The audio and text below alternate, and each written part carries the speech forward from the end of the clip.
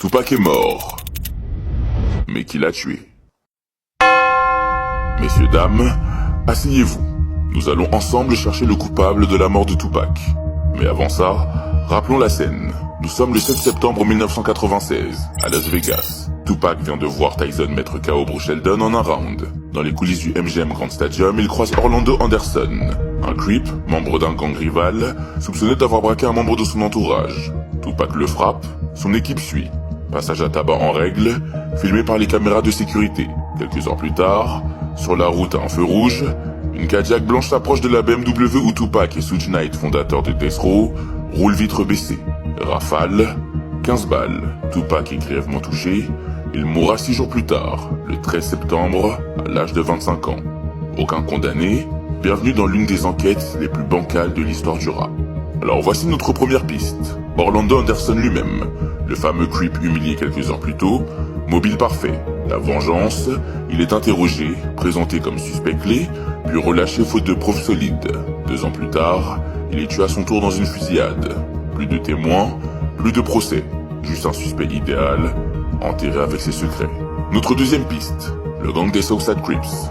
Ils auraient été présents à Vegas ce soir-là. Certains témoignages lient la Cadillac blanche à des membres du gang. Plusieurs récits officieux disent que la fusillade serait une réponse directe au passage à tabac survenu après le match de boxe.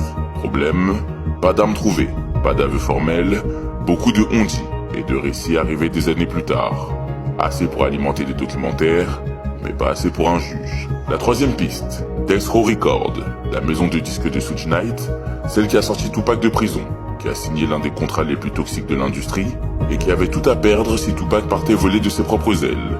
Plusieurs proches ont affirmé que Tupac voulait monter son propre label, prendre son indépendance. Dans ce business, un artiste qui veut partir avec son catalogue, ce n'est pas une bonne nouvelle.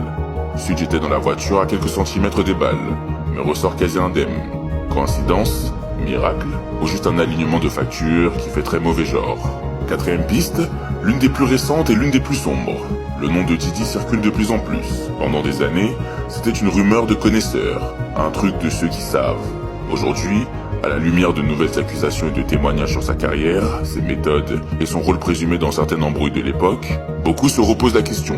Dans cette guerre East Coast-West Coast, est-ce que certains ont juste joué les businessmen ou est-ce que certains ont aussi joué avec des vies?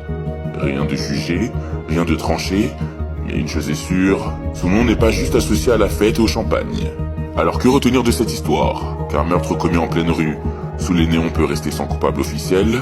Ou que dans ce genre d'affaires, tout le monde sait quelque chose, mais personne ne dit tout? Dans tous les cas, moi, je ne juge pas, je ne fais que raconter l'histoire.